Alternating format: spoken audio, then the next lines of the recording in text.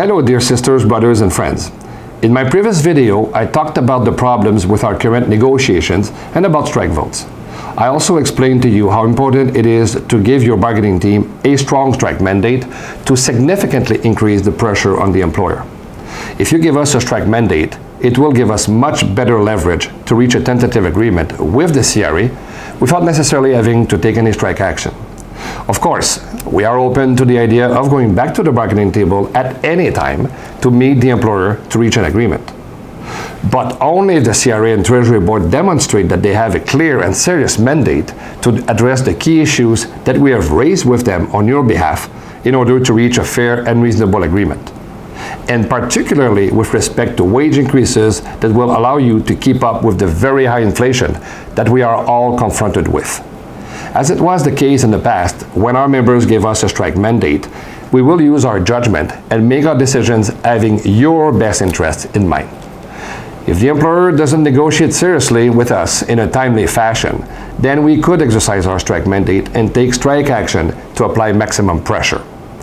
PSAC and UTE's leadership and our bargaining strategy committee are in the process of developing a plan to determine when, where, and for how long strike action will take place, if necessary. A strike is when unionized workers withhold their labor in an effort to pressure their employer into meeting their demands. The goal is to compel the employer to return to the bargaining table and to address workers' demands. There are different types of strikes that serve different purposes. They may escalate in their intensity. A work to rule is when workers obey all the laws and rules applying to their work, but perform their work more slowly or follow the letter of the law in an effort to stall productivity. In such a situation, members do not lose any wages because they continue to work. A strategic strike is a work stoppage by a limited number of members of our bargaining unit at a specific number of locations.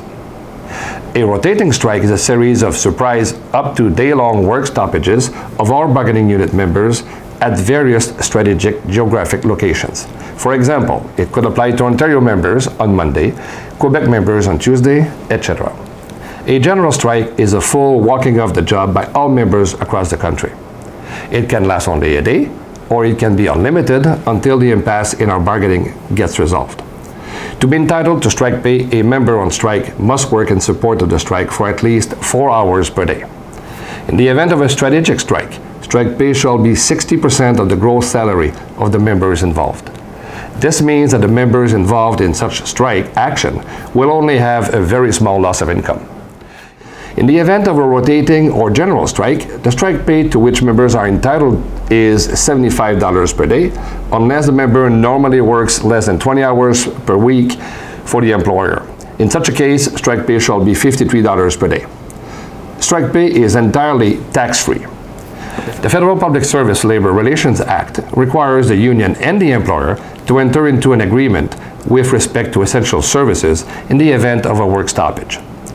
Indeed, the law may designate certain workers as performing an essential service during a strike. These workers are not permitted to withhold their labor because their services are deemed necessary for the public's safety. Those with essential service designations support the strike by walking the picket line with colleagues outside of work hours.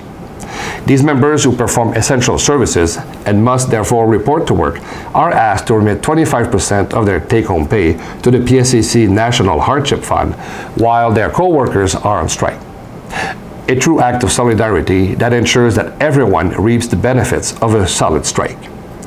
We have been negotiating with the CRA for several months on the Essential Services Agreement, and we expect to reach an agreement on this matter in the coming weeks. It is important to note that without an essential services agreement, it is illegal to take strike action even if you give us a strike mandate. Needless to say, this is a top priority for us at this time. During a labor stoppage, some members may be experiencing financial hardship. As I mentioned before, the PSAC has a hardship fund that provides emergency financial assistance to striking members experiencing financial distress. The Hardship Fund is administered regionally by the PSAC. For several weeks, the PSAC has been giving strike courses. If you haven't already done so, I invite you to register for one of these courses, which are offered in person and virtually. This will give you a better understanding of how a strike works if it becomes necessary. Sisters, brothers, and friends, I know that some of you are nervous right now about the possibility of a potential strike. I have had members write to me saying that they are in favor of giving us a strike mandate, but are fearful of the possible consequences of a strike. It's perfectly normal. I want to make something clear here. Our main goal in getting a strong strike mandate is not to go on strike. Our objective is to increase the pressure on the employer to get a new contract that is fair and equitable and make significant gains for you, both financially and in terms of your working conditions, and to achieve a better work-life balance. And to do everything in our power to make it happen as soon as possible, not in a few years when you are facing, right now, an enormous increase in the cost of living that we haven't seen in decades. Going on strike has always been and will always be the last resort. I sincerely hope that the information I have shared with you today has been helpful in answering your questions and addressing your concerns. And remember, together we are strong. We can move mountains when we join forces. Divided, we are weak. So let's all stand up together. Thank you. In solidarity.